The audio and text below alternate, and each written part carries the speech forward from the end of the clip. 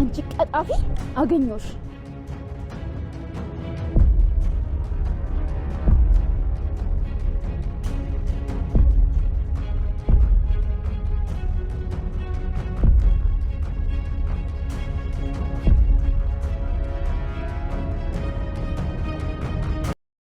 እንኳን መጣሽ የኔ ልጅ። እኔ እናትሽ አለሁልሽ። ማን አባቷ ስለሆነች ነው እሷ የኔ ልጅ የምትናገረው? ተመስገን። በውሸት ታሪክም ቢሆን እናቴን አሳምኛታለሁ። እኔ ግን አንቺን ዋሽቼ ከእሷ ጋር ተቀመጥኩኝ። እባክሽ እናቴ ይቅርታ አድርጊልኝ። በጣም ናፍቀሽኛል። የኔ ልጅ እኔ እናትሽ አለሁልሽ። እኔ ልቀቅሽ። አንቺ ውሸታም! ይሄን ሁሉ የውሸት ታሪክ ከየት አባሽ በቅጣትሽን ስታገኝ ይገባሽ ነው? እናቴ ልጅሽ እኮ ነኝ። ወንዳታ ሐረግዬ እንኳንም አባረርሻት። ቃል እንደዚህ ስትሆን በማየቴ በጣም ነው ደስ ያለኝ። በጣም ብሌንን፣ ሰላምን፣ ሁሉንም ሰው እንደዚህ እንዳስለቀሰች ነበር። ዛሬ ደግሞ ተራዋ ደርሶ እራሷ አለቀሰች። የጊዜ ጉዳይ ነው እንጂ የደፈረሰው ይጠራል፣ የተደበቀው ይፈነዳል፣ የደፈረሰው ይጠራል፣ ሚስጥሩ ይጋለጣል። እጅግ አጓጊና ልብ አንጠልጣይ ተወዳጁ አደራ ዛሬም አጓጊና ልብ አንጠልጣይ እንደሆነ ቀጥሏል። ሰላም ሰላም፣ የተከበራችሁና የተወደዳችሁ ውድ ቤተሰቦች ሰላማችሁ ብዝት ይበልልኝ። እጅግ የሚገርም ሁኔታ ተፈጥሯል። ሁሉም ነገር ድብልቅ ልቁ ወጥቷል። ሳሚሻና ብሌን የሚገባ ጀብድ ሰርተዋል።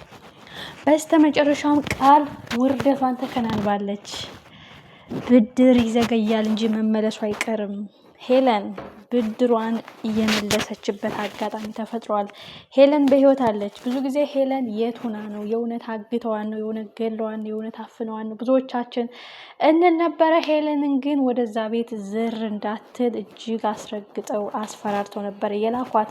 አሁን ግን ራሷን ቃልን እጇ ላይ ጥሎላታል። ያንን ብድርም ሳታበልጥ፣ ሳታጎድል፣ ሳታሳንስ፣ ሳታበዛ እኩል ልትመልስላት ተገናኝተዋል። ወይዘሮ ሐረግ ምን ነው ቅጥፍናሽና ውሸትሽ በዛ በማለት እናቴናት ልብሽን በክፋት ሞልተሽ ከኔ ጋር መምጣትሽ እጅግ ያሳዝናል።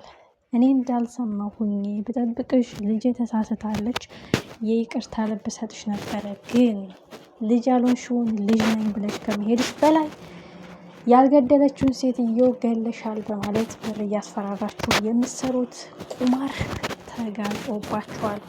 እንደሱ ሲሆን ወደ እኔ መጣሽ። እኔ የአንቺ ወንጀል መሸሸጊያ፣ የአንቺ ኃጢአት በድጋሚ እንግዲህ ቃል ውርደቷን ተከናንባለች። የሚገባትን ቅጣት እያገኘች ነው። ገና ለገና እናቷን አሰማን በማለት ሌላ ውሸት፣ ሌላ ታሪክ ልጀምር የነበረችው ቃል እናቴን እንዴትም ብዬ አሳመንኳት በማለት በልቧ ደስ ያላት ሄለን ቃል አሁን ውርደቷን ተከናንባለች። ሁሉን ነገር ሰምቻለሁ። የልጅ ያልሆንሽውን ልጅ ነይ ብለሽ መግባት ሳይቀር ምስኪኗን ልጅ በወንጀል ልታሳብቡ ያልገደለችውን በጸጸት ልትጎዷት ነበር። እሱን ሰምቻለሁ በማለት በጥፊ ወልውላ ትታት ሄዳለች። ሄለን የብድሯ መመለሻ ሰዓት ደርሷል። ሄለን የሚገባትን ቅጣት ልትሰጣት ከቃል ጋር ተፋጠዋል። ሄለን ምንም ባላወቀችው ነገር ሚስጥር ስላወቀች ሀቁን ስላጋለጠች እውነቱን እናትና ልጅ አገናኛለሁ ብላ ስለ ወጣች በኃይሉና በቃል ታፍና ብዙ ጉዳት የደረሰባት ሄለን አሁን ግን ከቃል ጋር ተፋጠዋል። እንዴት ደስ ይላል! ብድር በምድር የሚለው ነው። ሌላው እንግዲህ ሳሚሻና ብሌን ናቸው። ሳሚሻና ብሌን እንግዲህ አሁን ድብን ያለ ፍቅር ውስጥ የሚገቡበት አጋጣሚ ተፈጥሯል። እሱም እንግዲህ ሳሚ እስከዛሬ እያፈቀራት በልቡ አንግሷት ቢኖርም አሁን ግን ብሌን በሳሚ ልብ ቦታ ሳሰጠው አልቀረችም።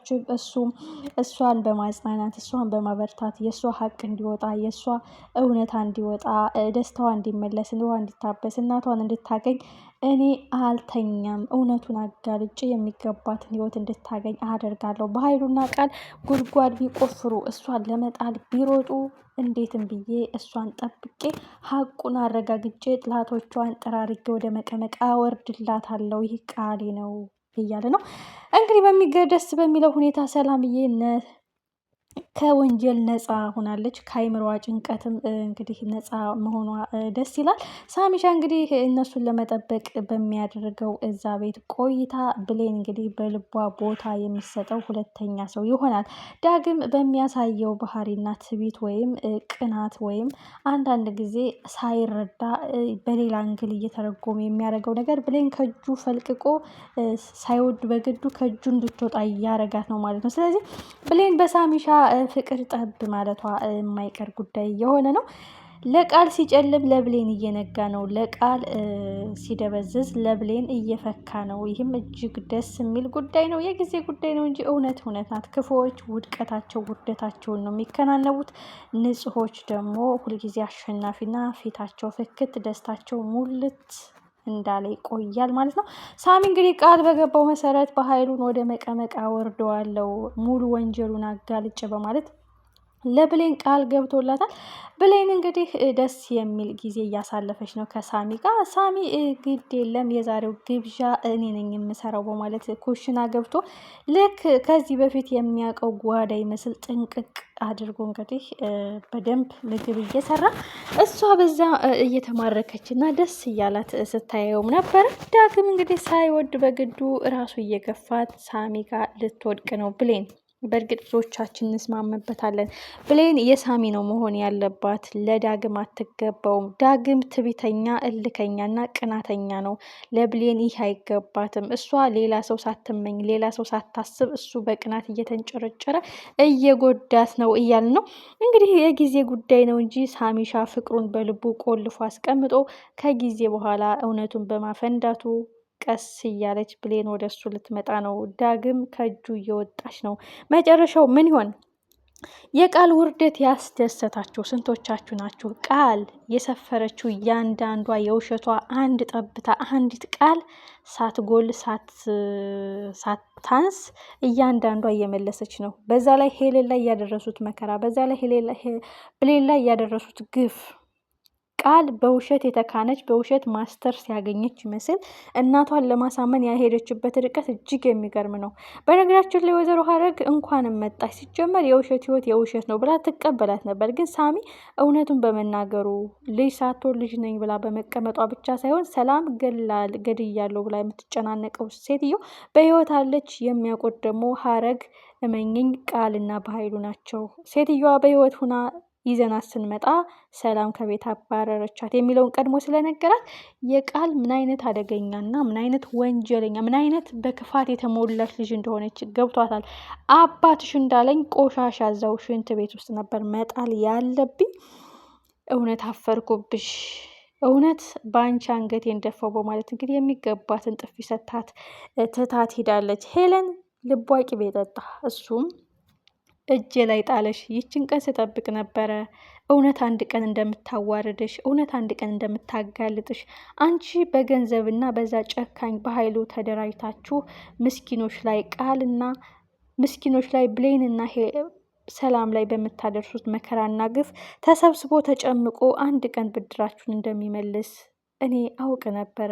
በዛ ላይ ለእያንዳንዱ ስራሽ ዋጋ ላስከፍልሽ አሁን እጅ ገባሽ በማለት በያዘችው ቢላዋ የሚገባትን ቅጣት ልሰጣት ነው። ሄለን ደግሞ በጣም አስተዋይ ልጅ እንደሆነች ነው እያየን ያለ ነው። ምክንያቱም በግልፍተኝነትና በስሜት ብሌንን እንደዛ ስታሰቃያት፣ እሷ ግን ቃልን መርዥልኝ ወይም ይሄን አሴር ጭማቂ ስጭልኝ ብላ ሰታት፣ እሷ ግን ጠጥታው ቢሆን ህይወቱ አልፎ ነበረ። ግን ብሌን ናት የታደገቻት።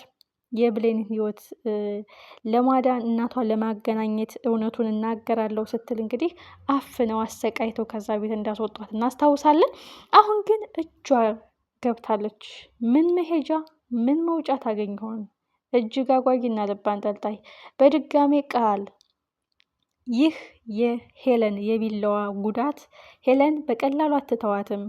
ትቦጣጥቃታለች በዛ ቢላዋ። የዛን ቀን ብዙ ደም ከፈሰሳት እናትና ልጅ ደም መሰጠት አለበት ሲባል ሰላም ከሄደች ሜቢ ልጅሽ አይደለችም ደማችሁ አይመሳሰልም ሊባል ይችላል።